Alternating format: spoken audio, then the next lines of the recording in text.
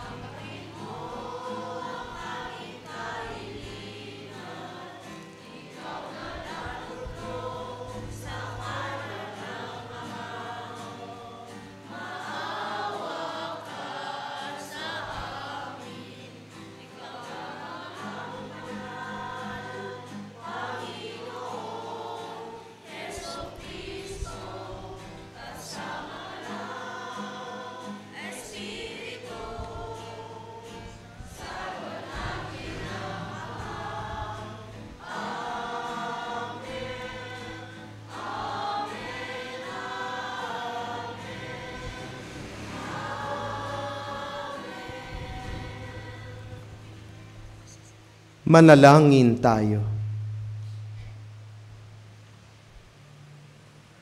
Ama naming makapangyarihan, lingid sa aming paningin ang mga inihanda mo para sa mga nagmamahal sa iyo. Padaluin mo sa amin ang agos na iyong pag-ibig upang sa pagmamahal namin sa iyo ng higit, makamtan namin ang iyong mga pangakong di malirip na hindi pa sumasagi sa isip namin o panaginip. Iniluluhog namin ito sa pamagitan ni Jesucristo, kasama ng Espiritu Santo, magpasawalang hanggan. Amen. Magsiupo po tayo. Inihahayag ni Isaias ang panahon kung kailan titipunin ng Diyos ang lahat sa kanyang piling, kabilang ang mga dayuhan at mga hintel. Pagbasa mula sa aklat ni Propeta Isaias. Ang sabi ng Panginoon sa kanyang bayan, ayon sa katarungan at laging matuwid ang inyong gagawin. Ang pagliligtas ko'y di na magluluwat, ito ay darating. Ito'y mahahayag sa inyong paningin. Ito naman ang sabi ng Panginoon sa mga dating dayuhan na ngayoy kabilang sa kanyang bayan. Buong pusong naglilingkod sa kanya, nangingilin sa araw ng pamamahinga, at matapat na nag-iingat sa kanyang tipan. Dadalin ko kayo sa Siyon, sa aking banal na bundok. Ipadarama ko sa inyo ang kagalakan sa aking templo. Tatanggapin ko ang inyong mga handog, at ang templo ko'y tatawaging bahay dalanginan ng lahat ng bansa. Ang salita ng Diyos. Salamat sa Diyos. Naway magpuri sa iyo ang lahat ng mga tao. Naway magpuri sa iyo ang lahat ng mga tao. O Diyos, pagpalain kami't kahabagan, kami Panginooy iyong kaawaan, upang sa daigdig mabatid ng lahat ang iyong kalooban at ang pagliligtas. Tugon. Naway magpuri sa iyo ang lahat ng mga tao. Naway purihin ka ng mga nilikha, pagkat matuwid kang humatol sa madla. Ikaw ang patnubay ng lahat ng bansa. Tugon. Naway magpuri sa iyo ang lahat ng mga tao. Purihin ka nawa ng lahat ng tao. Purihin ka nila sa lahat ng dako. Ang lahat sa amin iyong pinagpala. Naway igalang ka ng lahat ng bansa. Tugon. Naway magpuri sa iyo ang lahat ng mga tao. Para kay San Pablo, ang habag na ipinaabot ng Diyos sa mga hintel ay siya ring habag na tatanggapin ng bayang Israel. Pagbasa mula sa sulat ni Apostol San Pablo sa mga taga-Roma. Mga kapatid, ito naman ang sasabihin ko sa inyo, mga hentil. Yamang ako'y apostol ninyo. Pinangangatawanan ko ang aking ministeryo upang mangimbulo ang mga kababayan ko at sa gayoy maligtas ang ilan sa kanila. Kung naging daan na pakikipagsundo ng sanlibutan sa Diyos ang pagkakatakwil sa kanila, ang muling pagtanggap sa kanila'y para na rin pagbibigay buhay sa patay. Ang Diyos ay hindi nagbabago ng isip tungkol sa kanyang makakaloob at pagtawag. Dati, masuwayin kayo sa Diyos. Ngunit ngayoy kinahahabagan sa panahon ng pagsuway ng mga Hudyo. Gayon din naman, sila'y naging masuwayin ngayong kayo'y kinahahabagan upang sila'y kahabagan din. Sapagkat hinayaan ng Diyos na maalipin ng kanilang kasalanan ang lahat ng tao upang maipadama sa kanila ang kanyang habag. Ang salita ng Diyos. Salamat sa Diyos. Magsitayo po tayo.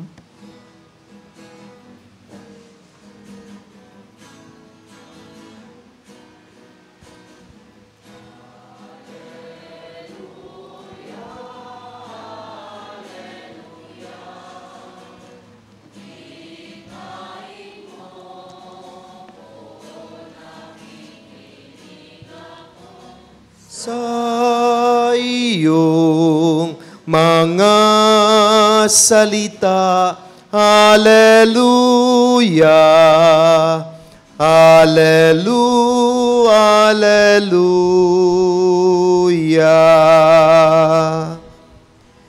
Ipinangaral ni Jesus ang paghahari ng Diyos, sakit ay kaniyang ginamot. Hallelujah, Hallelujah. Sumainyo ang Panginoon. At sumaiyo rin. Ang mabuting balita ng Panginoon ayon kay San Mateo. Papuri sa iyo, Panginoon.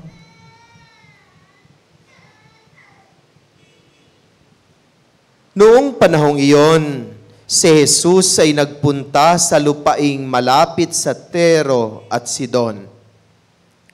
Lumapit sa kanya ang isang Kananeyang naninirahan doon at malakas na sinabi, Panginoon, anak ni David, mahabag po kayo sa akin.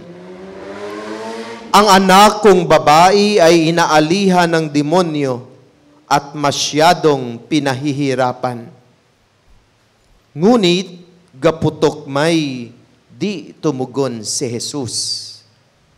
At lumapit ang kaniyang mga alagad at sinabi sa kaniya, Pagbigyan na nga po ninyo at nang umalis.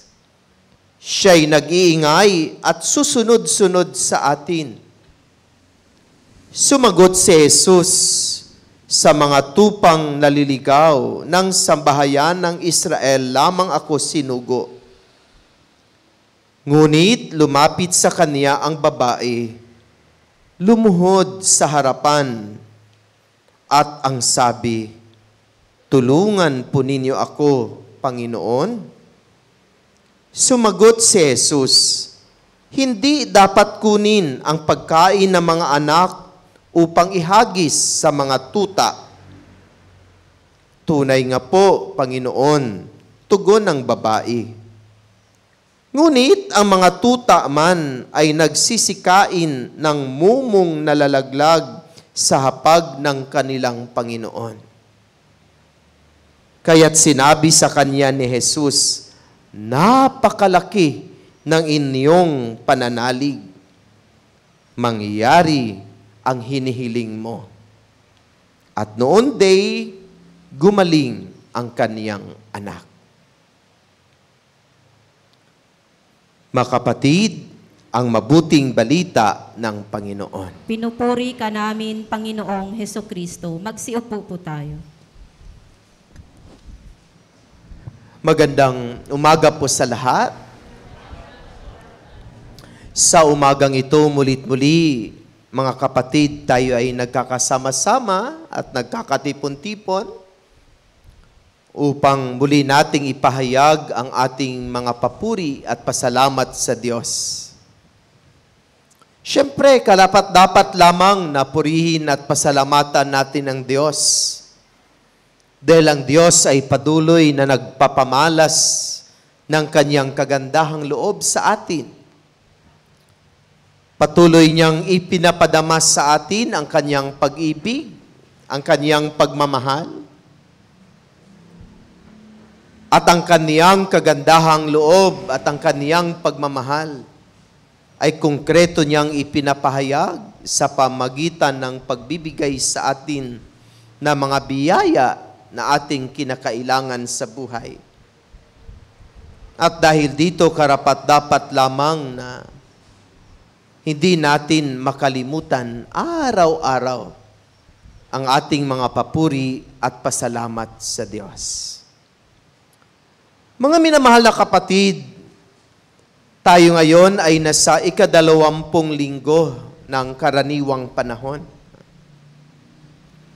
At muli narinig natin ang mga salita ng Diyos na punong-puno ng pagmamahal.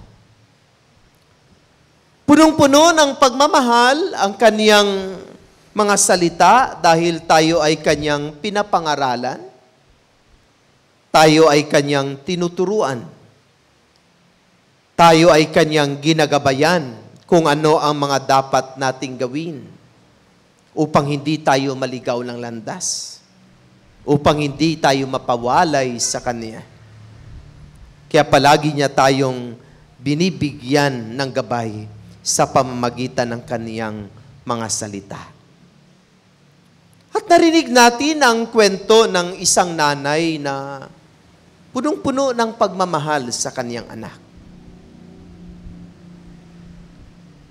At ang kaniyang pagmamahal sa kaniyang anak, ang siyang nagbibigay sa kaniya ng inspirasyon upang maging matibay ang kaniyang pananalig, upang maging maigting ang kaniyang pananampalataya. Ang nanay na ito ay isang Kananeyang babae at mayroon siyang anak na sinasapian. At lubos ang paghihirap ng kaniyang anak. Ganon naman talaga ang mga nanay. Katulad ng mahal na ina, ang Our Lady of the Sacred Heart. Hindi nila matiis ang kanilang mga anak. Kahit gaano kapasaway ang mga anak, kahit kung minsan sinasagot sila ng kanilang mga anak, subalit sa mga panahon na higit na nangailangan ang kanilang mga anak, tulad ng kanilang pag-aaruga at pagkalinga sa tuwing sila ay magkasakit, ang nanay ay talagang hindi sumusuko. Ang nanay ay talagang nag-aalay ng kanyang panahon at ng kanyang buhay.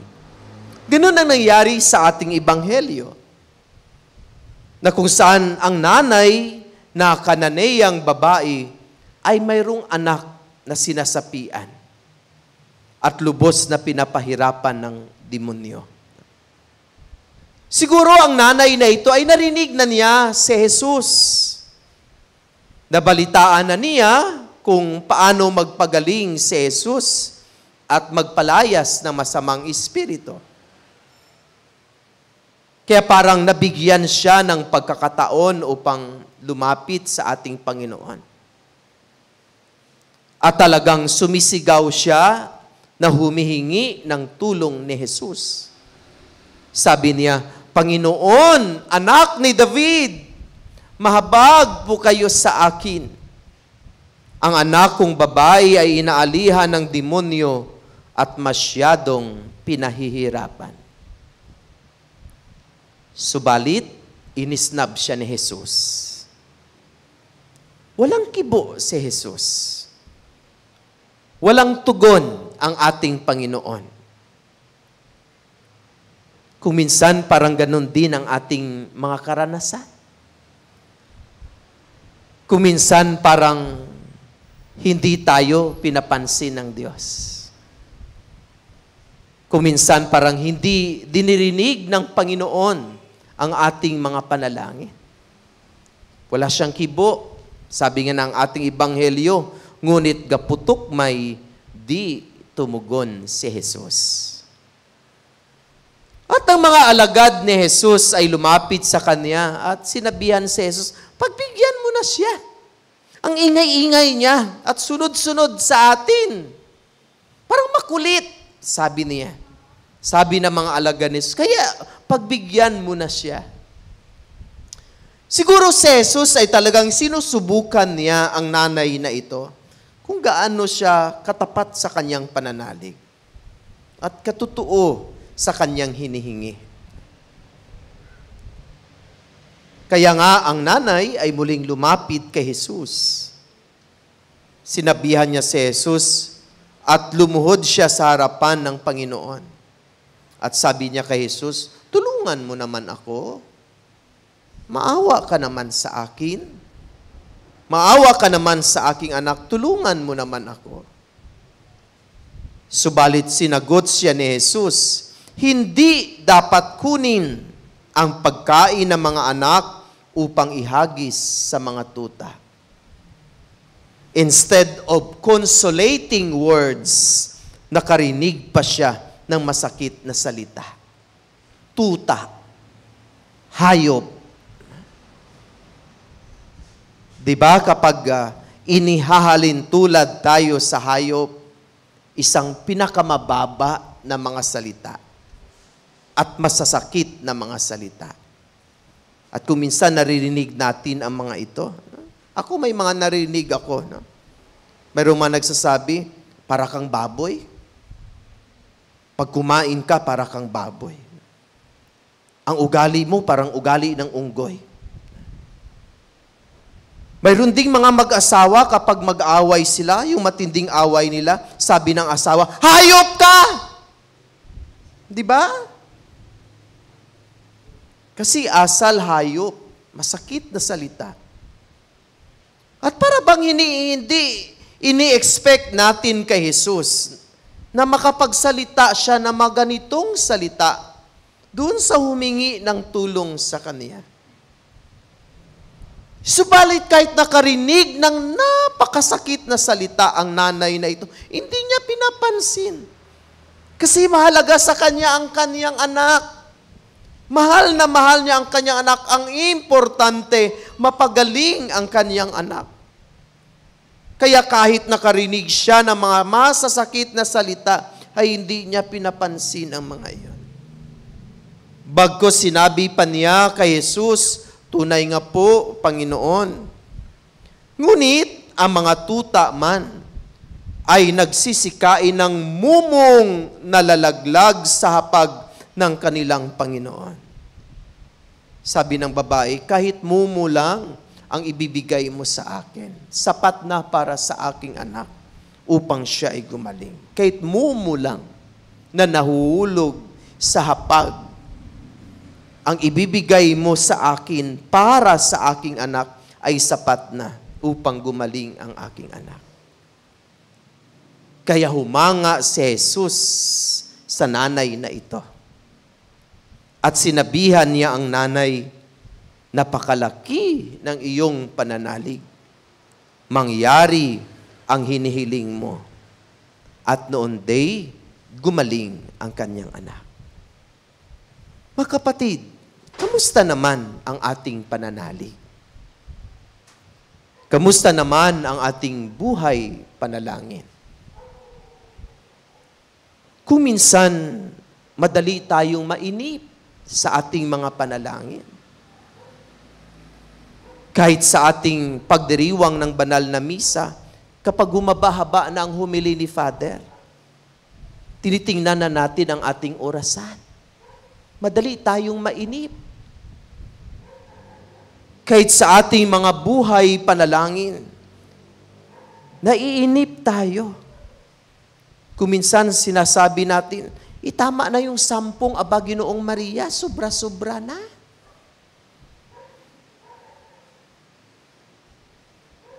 At kung minsan, wala tayong tiyaga upang mag-intay na sagutin ang ating mga panalangin. Gusto natin kaagad-agad na riyan ang ating hinihingi.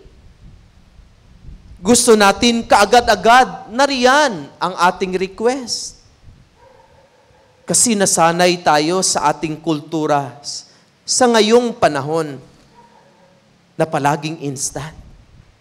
Instant noodles, instant coffee, andyan kaagad. Kaya napapansin natin sa ating makabataan ngayon, mainipin sila, madali silang mainip. Kasi kaagad-agad nating ibinibigay ang kanilang request. At kapag hindi natin na ibibigay ang kanilang request, nagtatantrum sila. At ganun din tayo kung minsan. Sumasama ang ating loob. Nagtatampo tayo sa Diyos kapag hindi kaagad-agad ibinibigay ang ating hinihingi at kahilingan sa Kanya. Mayroong iba pa sa ating mga kapatid na tinatakot pa nga ang Diyos kapag sila ay humihingi. Mayroon silang kondisyon sa Panginoon sa kanilang mga kahilingan. Mayroong iba na nagsasabi, kapag hindi mo ako pinagaling, hindi na ako maglilingkod sa iyo. Kapag hindi mo ibinigay sa akin yung aking hinihingi, hindi na ako magsisimba. Sino ang tinakot mo? Ang Diyos ay Diyos na makapangyarihan sa lahat. Siyang may-ari ng lahat. Iiwanan mo siya, subalit hindi kanya kayang iiwanan. Tatalikdan mo siya, subalit hindi kanya kayang tatalikdan. Kasi lubos ang kanyang pag-ibig at pagmamahal sa atin. Siya ay Diyos na at wala tayong magawa kapag wala siya. Dahil anong mangyari sa ating buhay ay talagang kinakailangan natin ang pagkalinga at ang mga biyaya mula sa ating Panginoon. Mayroon ding iba sa atin na binibigyan ng kondisyon ang ating relasyon sa Diyos. Sinasabihan natin, Lord, kung maipasa mo ako sa board exam, magle-lector na ako. Lord, kung tulungan mo ang aking mga anak na makapagtapos ng kanilang pag-aaral, ang aking panahon ay aking ilaan na sa iyo sa paglilingkod sa aming simbahan. Nakapagtapos ang kanyang mga anak, binigyan pa siya ng sari-sari store, subalit pag-araw ng linggo ay nakalimutan na niya ang Panginoon. Kasi sabi niya, sayang yung 1,000 na makita sa araw ng linggo sa aking tindahan. Hindi maisara-sara ang tindahan na ipinagkaloob sa kanya ng Panginoon. At madali tayong mainip, madali tayong sumuko. Subalit, ang nanay sa ating ebanghelyo, sinubok talaga siya ni Jesus kung gaano siya katatag sa kanyang pananalig at pananampalataya. Kay tinadlangan siya ng mga alagad ni Jesus kasi napakaingay niya at sunod ng sunod. Subalit hindi siya gumib up. At higit sa lahat, kahit siya nakarinig ng masasakit na salita, subalit hindi niya pinansin ang mga ito. Dahil lubos ang kanyang pananalig sa Diyos, totoo ang kanyang pagmamahal sa kanyang anak. Kaya nanalig siya na si Jesus ay magkaloob ng kanyang kahilingan. At dahil sa kanyang pananalig, dahil sa kanyang pananampalataya, dininig ng Diyos ang kanyang kahilingan. At noon day, gumaling ang kanyang anak. Mga minamahal na kapatid, sana ganon din tayo. Don't give up easily. Don't surrender. Huwag mapanghinaan kaagad ng loob. Huwag kaagad sumuko. Patuloy pa rin magluhod. Patuloy pa rin umiyak. Hanggang sa diringgin ng Diyos ang ating makahilingan at mga panalangin. Si Santa Monica nga, yung ina ni Agustin, San Agustin, 33 years siyang iyak ng iyak at lumuluhod sa harapan ng Diyos. Saka siya dininig ng Diyos sa kanyang kahilingan at panalangin. Ibig sabihin, anuman ang mangyari sa ating buhay, huwag ka agad sumuko. Huwag ka agad manghinaan ng loob. Bagkus kumapit sa kamay ng Diyos. At kahit kuminsan madulas ang ating pagkapit, hayaan natin ang Diyos ang humawak sa atin. Dahil kapag hinahawakan tayo ng Diyos, hindi niya tayo kayang bitiwan dahil tayo ay kanyang iniibig at minamahal. Manalig sa kanya, huwag mawala ng pag-asa, huwag manghinaan ng loob. Tandaan po natin na mahal tayo ng Diyos, iniibig tayo ng Panginoon. Basta manalig ng mataimtim upang ang kahilingan ay dinggin. Amen. Magsitayo po tayo. Pahayag natin ang ating pananampalataya. Sumasampalataya ako sa Diyos amang makapangyarihan sa lahat, na may gawa ng langit at lupa. Sumasampalataya ako kay Jesucristo, isang anak ng Diyos, Panginoon nating lahat. Nagkatawang tao siya lalang na Espiritu Santo. Ipinanganak ni Santa Mariang Berhen. Pinagpakasakit ni Poncio Pilato. Ipinako sa krus na matay inilibing. Nanaog sa kinaroonan na may yumao. na may katlong araw na buhay na maguli, umakyat sa langit, naluluklok sa kanang Diyos amang makapangyarihan sa lahat. Doon magmumulang paririto at hukom sa nabubuhay at namatay na tao. Sumasampalataya na ako sa Diyos Espiritu Santo, sa banal na simbahang katolika, sa kasamahan na mabanal, sa kapatawaran ng makasalanan, sa pagkabuhay na muli na namatay na tao, at sa buhay na walang hanggan. Amen. Mga kapatid, mahabagin ang Diyos Ama at mapagmahal sa atin na Kanyang mga anak. Kinakalinga niya tayong lahat sa pag-ibig na nagbibigay sigla at lakas ng ating buhay. Kaya't magtiwala tayo sa ating mga panalangin. At ating sasabihin, O Diyos, dinggin mo ang iyong bayan. O Diyos, dinggin mo ang iyong bayan. Para sa Santo Papa, mga obispo, mga pari at mga diakono, turuan mo silang yakapin ang lahat ng tao nang sa gayoy mabuwag ang pagkakabaha-bahaging umiiral sa aming mga pamayanan. Manalangin tayo. O Diyos, dinggin mo ang iyong bayan.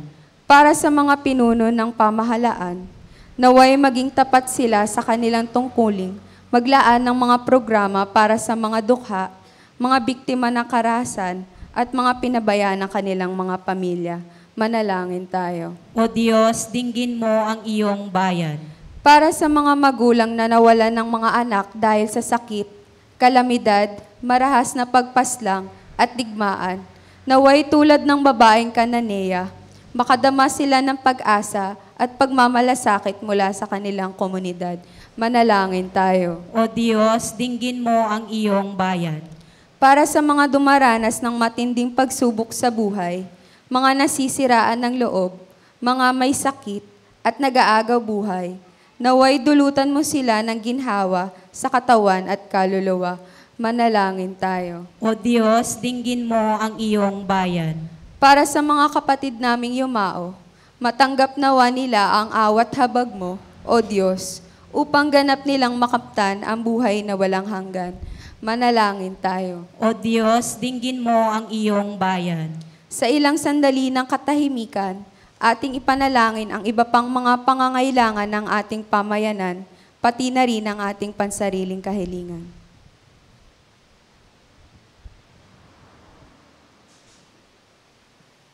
Manalangin tayo. O Diyos, dinggin mo ang iyong bayan.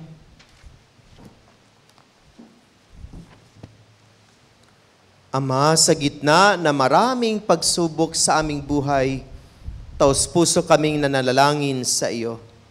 Iligtas mo kami, huwag mo kaming pabayaan, palakasin mo ang aming loob, at gawin mo kaming tapat at mapagmahal mong mga anak. Hinihiling namin ito sa pamagitan ni Kristo na nabubuhay at naghahari kasama mo at ng Espiritu Santo magpasawalang hanggan. Amen. Magsiupo po tayo.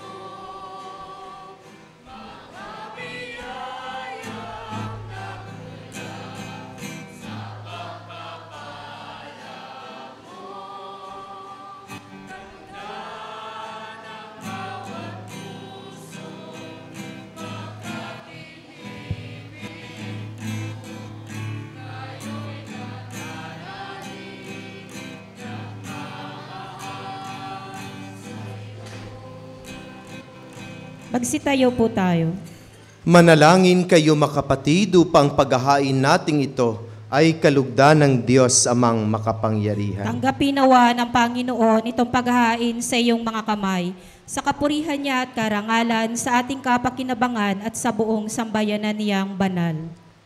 Ama naming lumikha, tanggapin mo ang mga alay upang maganap ang pagpapalitan na iyong kaloob at ng aming handog. Sa aming paghahain sa iyo na ring ibinigay para kami maging marapat na iyong paunlakan. Sa pamagitan ni Jesucristo kasama na Espiritu Santo, magpasawalang hanggan. Amen. Sumainyo ang Panginoon. At sumaiyo rin. Itaas sa Diyos sa inyong puso at diwa. Itinaas na namin sa Panginoon. Pasalamatan natin ang Panginoon na ating Diyos. Marapat na siya ay pasalamatan. Ama naming makapangyarihan, tunay nga marapat na ikaw ay aming pasalamatan. Sa iyong kagandahang loob kami iyong ibinukod upang iyong maitampok sa kadakilaan mong lubos. Kahit na ikaw ay aming tinalikdan dahil sa aming pagkasalawahan, gumawa ka pa rin ng magandang paraang may manguna sa amin para ikaw ay balikan. Kaya't ang iyong minamahal na anak ay naging isa sa mga taong hamak upang may kapwa kaming makapagligtas sa aming pagkapahamak at pagkaligaw ng landas. Kaya kaisa na maanghel na nagsisiawit ng papuri sa iyo nang walang humpay sa kalangitan, kami nagbubuni sa iyong kadakilaan.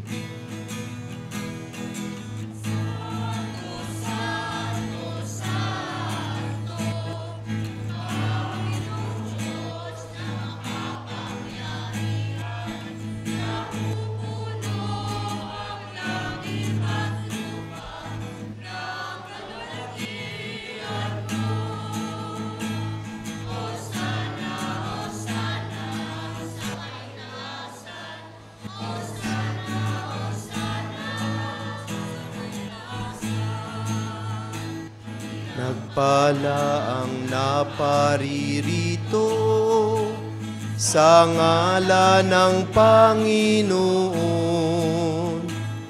Hosanna, Hosanna sa kaitaasan. Hosanna, Hosanna sa kaitaasan. Ama naming banal, ikaw ang bukal ng tanang kabanalan. Kaya't sa pamamagitan na iyong Espiritu, gawin mong banal ang makaloob na ito upang para sa amin ay maging katawan at dugo ng aming Panginoong Hesukristo.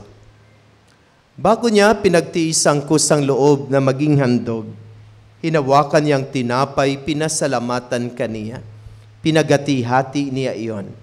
Iniabot sa kaniyang mga alagad at sinabi, tanggapin ninyong lahat ito at kanin.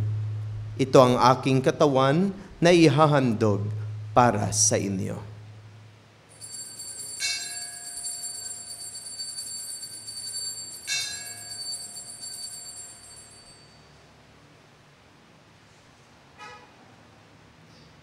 Gayon din naman, nung matapos ang hapunan, hinawakan niya ang kalis, muli kaniyang pinasalamatan. Iniabot niya ang kalis sa kaniyang mga alagad at sinabi, tanggapin ninyong lahat ito at inumin, ito ang kalis ng aking dugo, ng bago at walang hanggang tipan. Ang aking dugo na ibubuhos para sa inyo at para sa lahat sa ikapagpapatawad ng mga kasalanan. Gawin ninyo ito sa pag-alaala sa akin.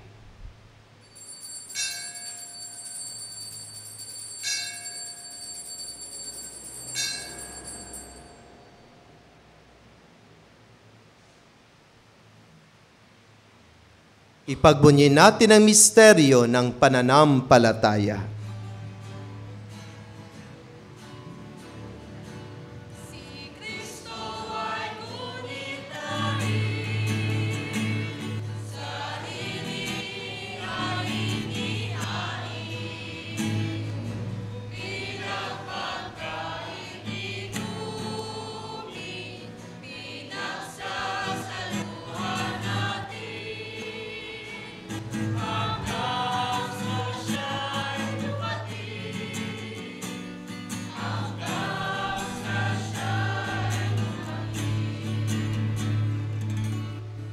Ama, ginagawa namin ngayon ang pag-alaala sa pagkamatay at muling pagkabuhay ng iyong anak.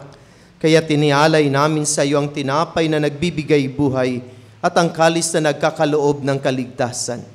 Kami nagpapasalamat dahil kami yung minarapat na tumayo sa harap mo para maglingkod sa iyo. Isinasamo namin kaming magsasalo-salo sa katawan at dugo ni Kristo ay mabuklod sa pagkakaisa sa pamamagitan ng Espiritu Santo. Ama, lingapin mo yung simbang laganap sa buong daigdig. Puspusin mo kami sa pag-ibig kaisa ni Francisco ang aming Santo Papa, ni Pablo Virgilio na aming obispo at ng Tanang Kaparian.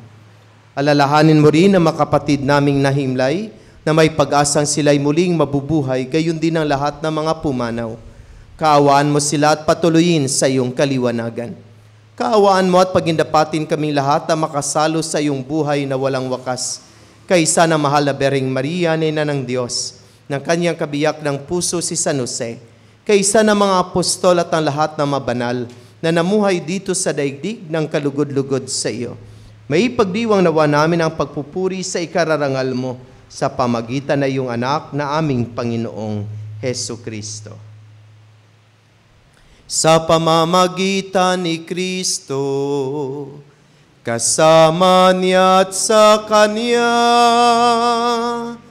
ang lahat ng parangal at papuri ay sa iyo, Diyos Amang makapangyarihan, kasama ng Espiritu Santo, magpasawalang hanggan.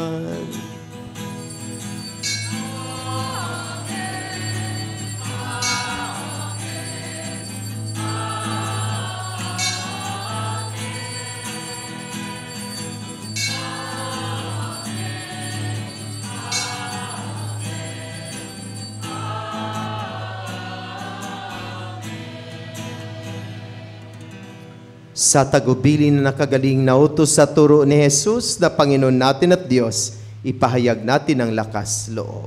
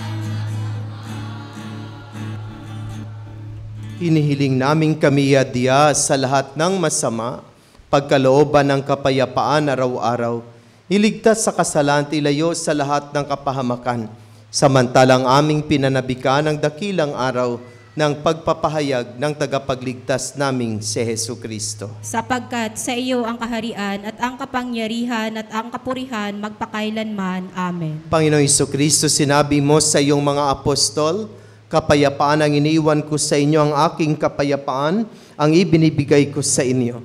Tunghayan mo ang aming pananampalataya at huwag ang aming mapagkakasala. Pagkalooban mo kami ng kapayapaan at pagkakaisa, ayon sa iyong kalooban, kasama ng Espiritu Santo, magpasawalang hanggan. Amen. Ang kapayapaan ng Panginoon ay laging sumainyong lahat. At sumaiyo rin. Magbigayan tayo ng kapayapaan sa isa't isa.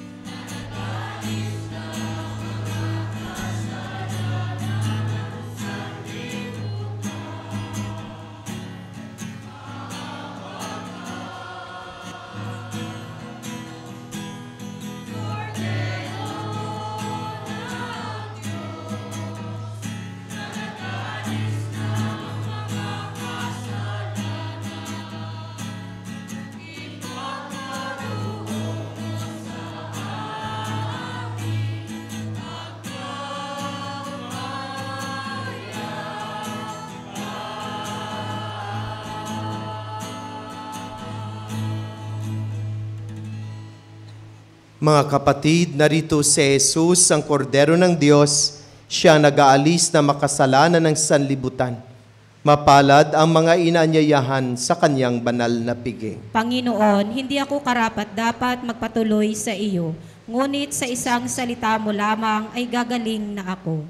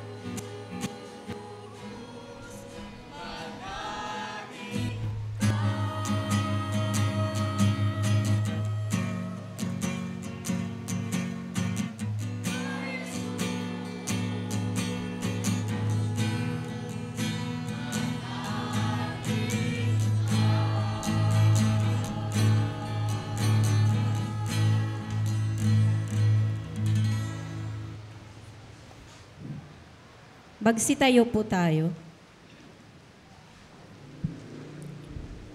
Manalangin tayo.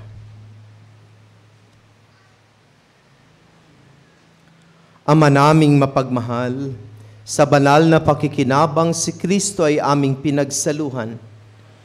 Hinihiling namin kami maging katulad niya sa langit, pakundangan sa kanyang pagiging aming kaparis, bilang tagapamagitan kasama na Espiritu Santo, magpasawalang hanggan. Amen. Panalangin sa Berhe ng Banal na Puso ni Jesus. Alalahanin mo, na ina ng Banal na Puso ni Jesus, ang mga dakilang bagay na ginawa ng Panginoon para sa iyo. Hinirang kang maging kanyang ina. Ninais niyang malapit ka sa kanyang krus. Binahaginan kanya ng kanyang kaluwalhatian. Dinirinig niya ang iyong panalangin. Sa kanya ialay ang aming papurit pasalamat. Sa kanya isangguni ang aming kahilingan. Na tulad mo'y mamuhay kaming lagi sa pagmamahal ng iyong anak, upang kanyang kaharian ay patuloy na maisakatuparan. Samahan kaming lahat sa bukal ng buhay na nagmula sa kanyang puso, nang lumaganap sa sanlibutan, ang pag-asa at kaligtasan, ang katarungan at kapayapaan.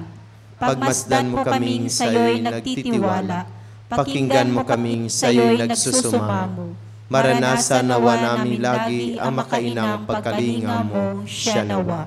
Berhe ng Banal na Puso ni Jesus. Ipanalangin mo kami. Berhe ng Banal na Puso ni Jesus. Ipanalangin mo kami. Berhe ng Banal na Puso ni Jesus. Ipanalangin mo kami. Magsiupo po tayo para sa mga pasasalamat, paalala.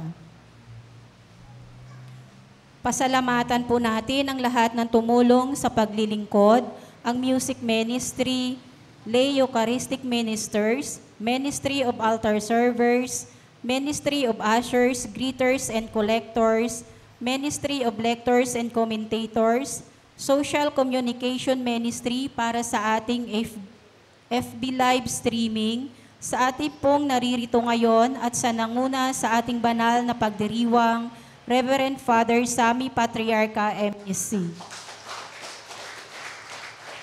Pasalamatan din po natin ang sponsor ng ating misa ngayon ay ang San Roque Chapel. Sa susunod po, ang sponsor ay ang San Juan Chapel. Paalala po para sa mga mass intentions, mayroon po tayong cut-off time para sa papalista.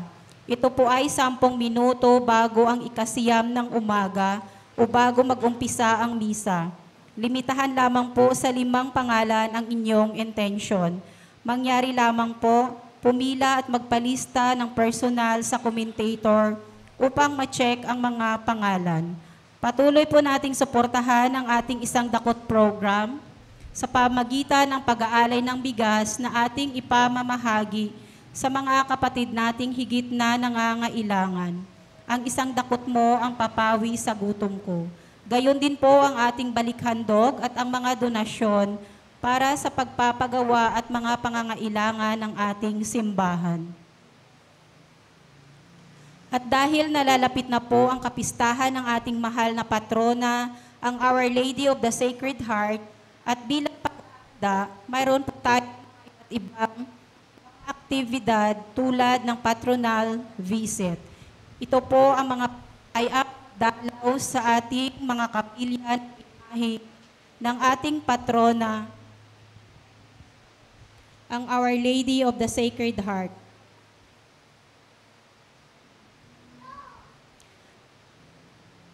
Ang mga sumusunod naman po ay ang schedule ng ating novena mass na gaganapin sa Woodcraft, Bayanihan sa ganap na ika-6 ng gabi. August 30 po, ang sponsor ay ang St. Louis de Montfort Chapel. August 31, San Juan Chapel. September 1, San Roque at Santa Teresa of Calcutta. September 2, St. Joseph Chapel. September 3, Our Lady of Manawag Chapel.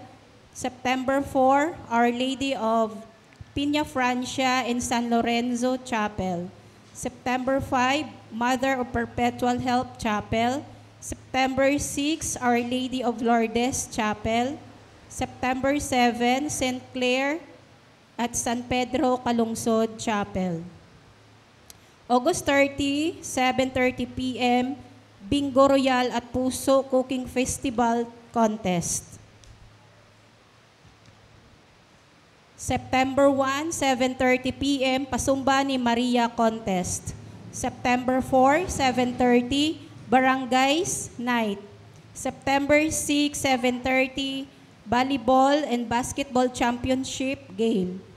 September 7, Bespiras, magkaroon ng prosesyon sa ganap na ika-4 ng hapon na magsisimula sa Compound 7 sa St. Louis de Montfort Chapel at naiikot sa Baisa Road, Riparo Road at papuntang Woodcraft, Bayanihan Chapel. At susundan po ito ng banal na misa. September 8, Feast Day Concelebrated Mass. At sa bawat novena Mass ay magkakaroon po tayo ng family sponsor. Kaya kami po ay kumakatok sa inyo mga butihing puso na maging isa sa aming mga family sponsors. Ang malilikom po dito ay gagamitin sa mga gastusin sa kapistahan at pagpapatayo ng ating simbahan sa bodega. Nawa ay makiisa po tayo sa layunin na ito. Maraming salamat po.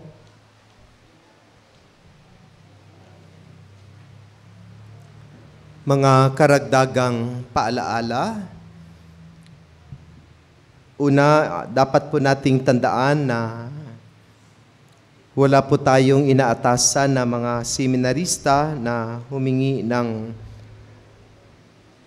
pinansyal na tulong sa tuwing sila ay oordinahan. Marami sa ating mga leaders, lalo-lalo na sa Cluster Love at Cluster Love at Cluster Hope ang nabudol kahapon. Kasi may lumapit sa kanila na nagpakilala na seminarista at siya ay ordinahan sa August 27 at humihingi ng pinansyal na tulong. Ang mga seminarista na iyan sa kanilang ordinasyon, mapa-MSc man, mapa-religious o mapa-diocesan ay mayroon na silang budget na tulong mula sa kongregasyon at saka sa diocese. Hindi nga sila pinapayagan na mag-solicit personally para sa kanilang pangailangan sa ordinasyon dahil sinasagot na iyan ng kongregasyon. At kung hindi kayo sigurado, magipag-ugnayan kayo palagi sa ating mission station. Kontak ka agad sa mission station at magtanong kung itong humihingi ba ay lehitimong pinayagan natin na humingi. So marami doon sa Cluster Love at Cluster Hope ang talagang nakuhaan ng pera para sa seminaristang iyon. Tinawag silang mami, nagpa-picture-picture sila, tapos pinameriendahan pa nila. Binigyan nila ng 500, 400, 300, 200, 100. Malaking halaga ang naipon ng taong iyon. Kaya tayo dito sa Cluster Faith, kapag may lumapit tayo, may lumapit sa atin, i-report ka agad sa barangay. At magtanong sa mission station kung itong tao ba ay pinayagan natin na humingi financially sa atin. Kasi ina-announce naman natin. So mag-ingat po tayo sa mga mudos ng mga taong gumagawa ng kasamaan. Pangalawa ay nalalapit na ang ating fiesta at patuloy nating ipinagdiriwang ang ating mga patronal visit at sana inaanyayahan ko ang lahat na sa unang araw hanggang sa katapusang araw ng ating novena ay naroon po tayo para sa pagpaparangal at pagpapasalamat sa ating mahal na patrona, ang Our Lady of the Sacred Heart. Kahit hindi tayo sponsor of that day, bilang pagpapahayag ng ating pagdebosyon kay Our Lady of the Sacred Heart, maging bahagi sana tayo ng 9 na araw na paghahanda. Magsimula sa August 30 hanggang September 7, alas 6 ng gabi ang ating banal na misa. Ganon din, inanyayahan ko din ang lahat na makiisa sa ating mga nights,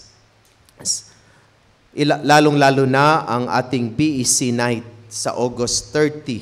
Na? So sama-sama tayong magkaisa doon na maggawa ng programa upang pagbigay halaga ng ating BEC. No?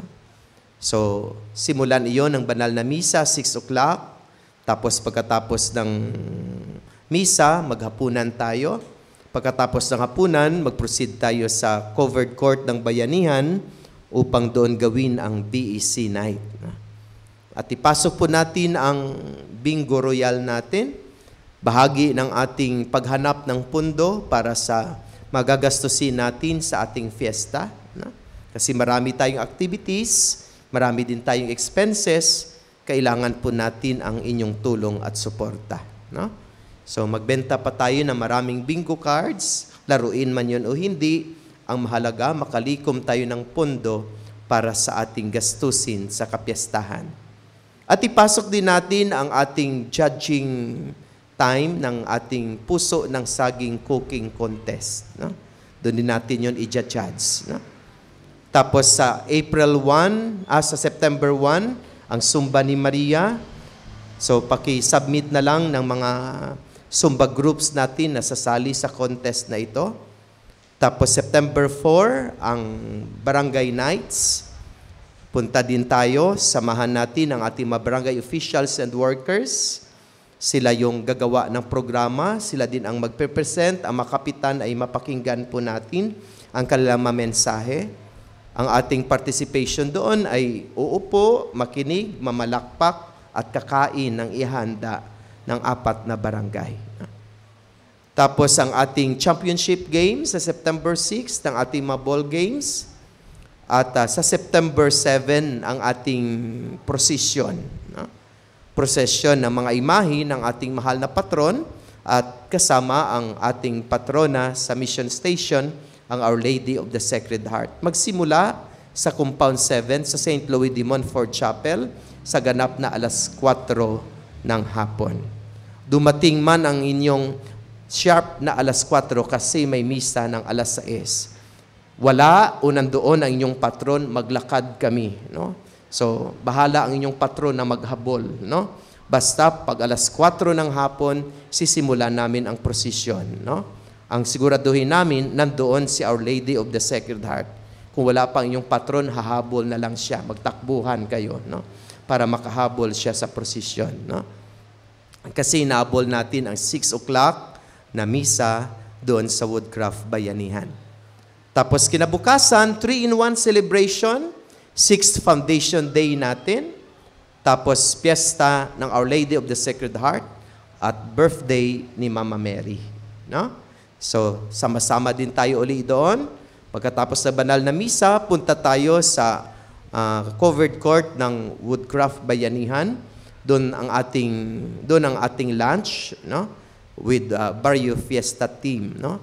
Ang ating mga chapel leaders ay magsusuot ng costume kasi contest yung ating Barrio Fiesta sa 3 cluster, no?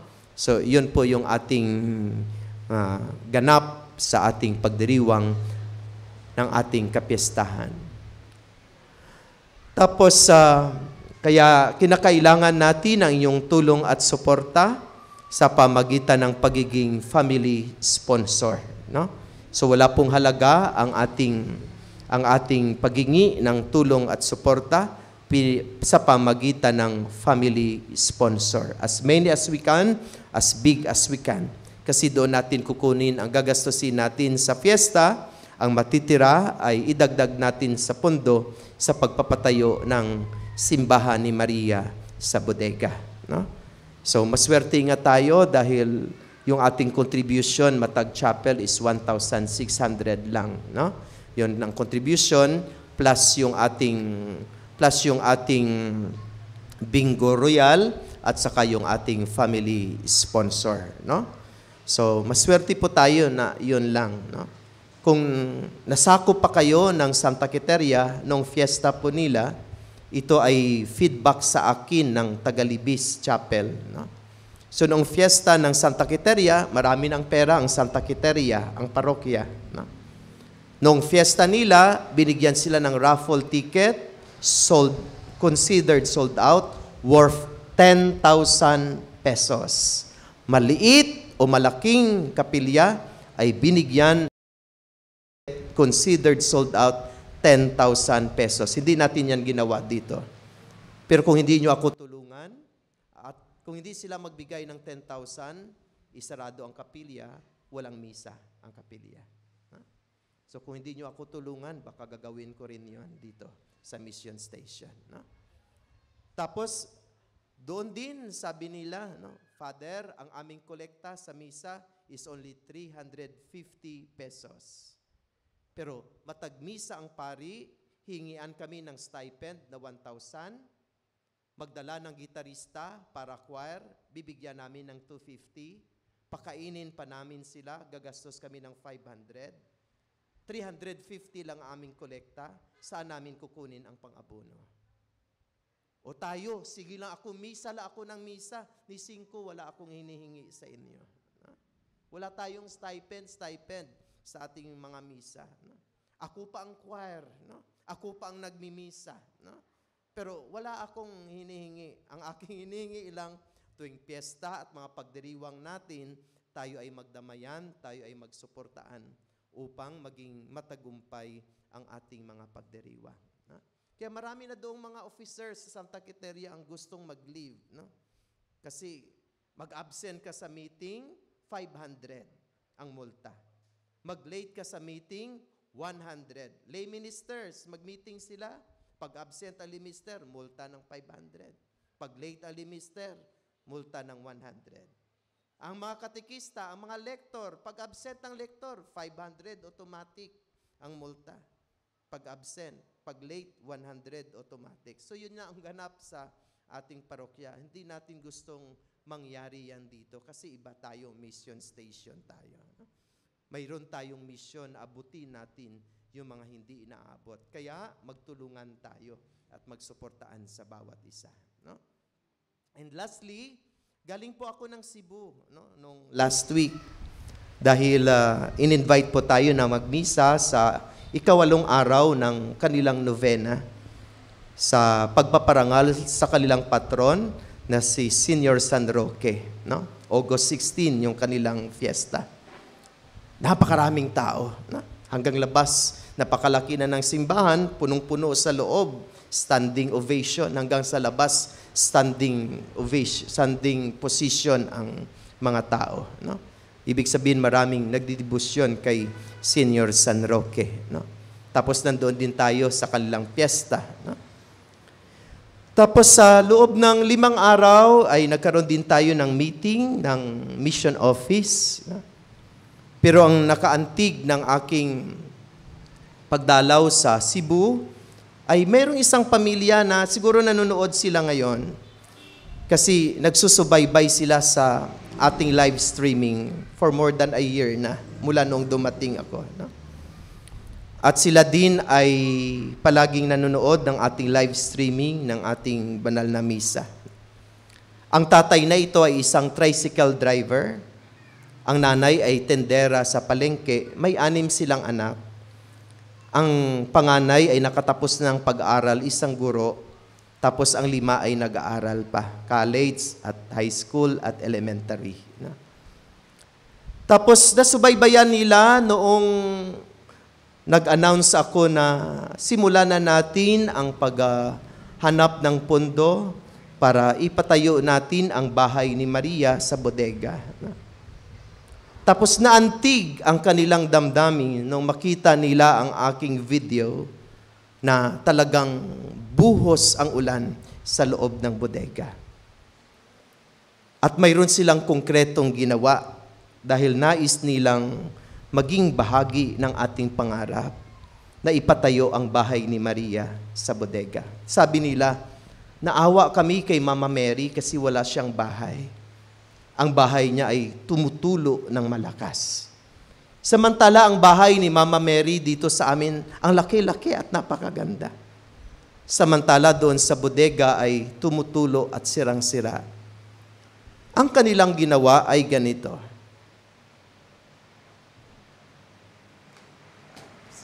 Dala-dala ko po ito galing ng Cebu.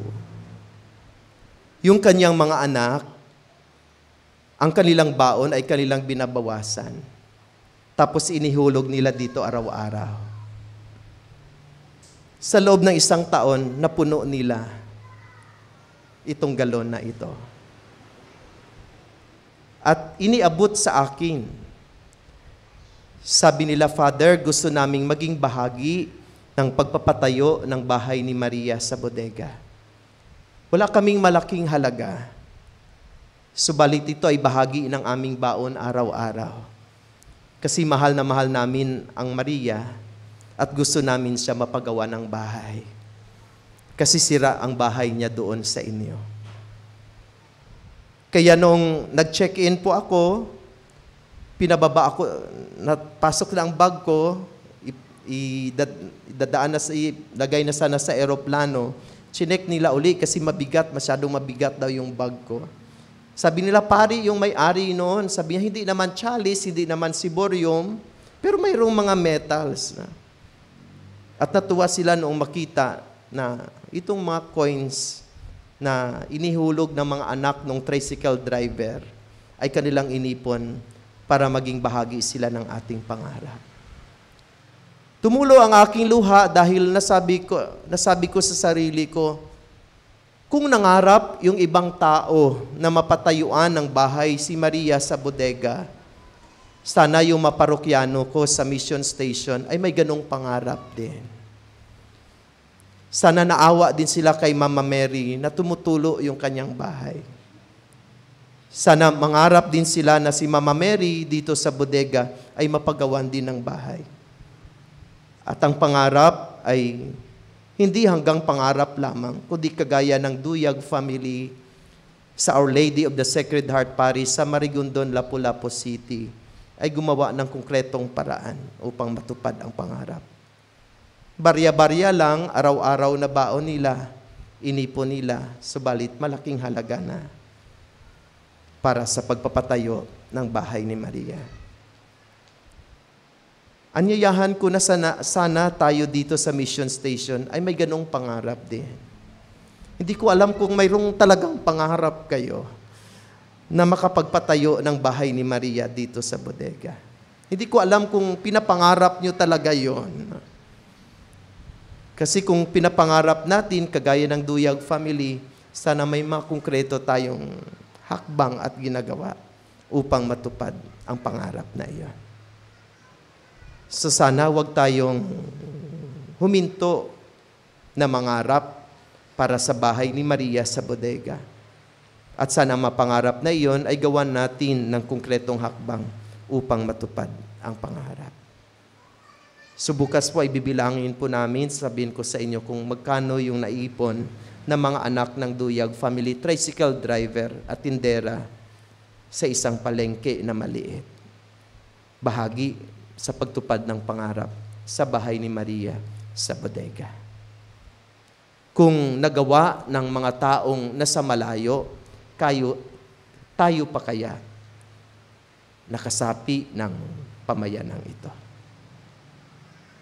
Maraming salamat at magandang umaga po sa lahat.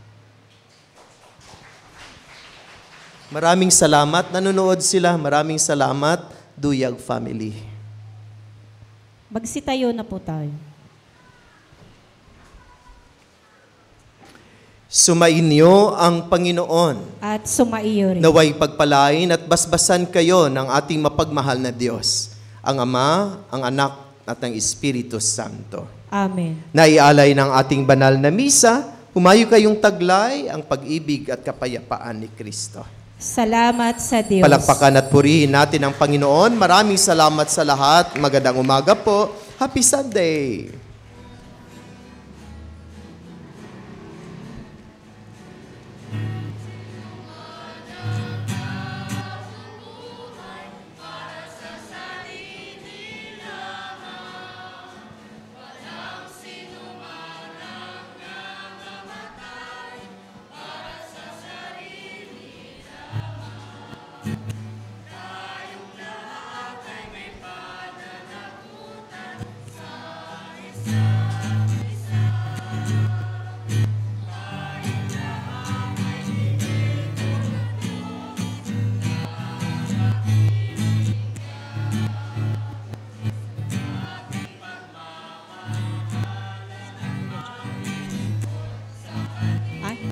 Wag daw muna tayo umuwi kasi may palugaw daw si Kapitana.